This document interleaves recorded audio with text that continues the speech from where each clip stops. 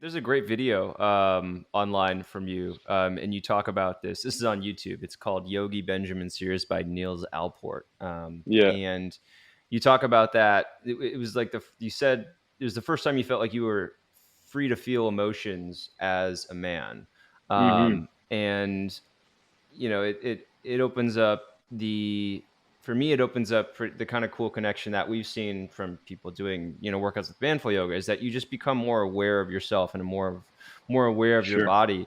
And so I just like you to kind of go into that. How did yoga help you access that, do you think?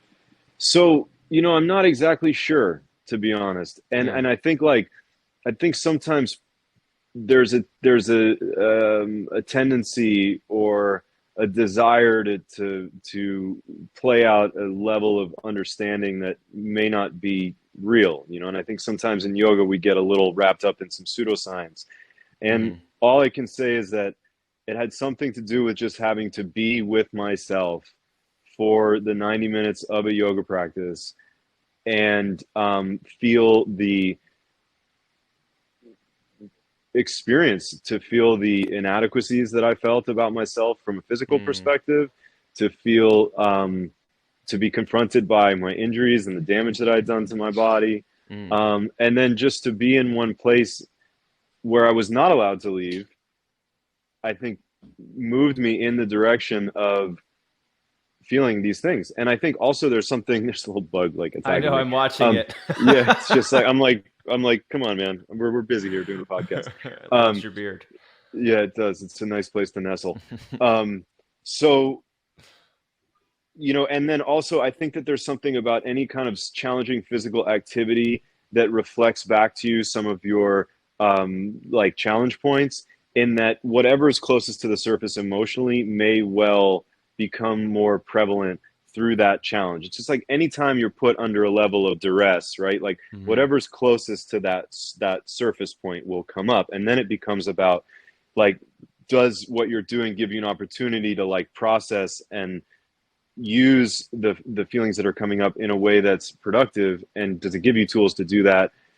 And I think that's really how yoga started to affect me and work on my psyche. I remember like very clearly moments of like feeling in practices like, oh, there are feelings happening. I think I want to feel them, but I'm not sure if if I'm not scared about that. And Mm, then another piece was this idea of like being a good person, right? mm, Like being conscious and conscientious. And I remember like very clearly, I was living in Soho at the time in New York City. And, it was like early on in my sort of like getting serious about yoga. I was like drinking my, sprouted organic free range vegan smoothie that I just learned to make. And I was like looking out the window and just thinking like, one day I think I'm going to be a good person.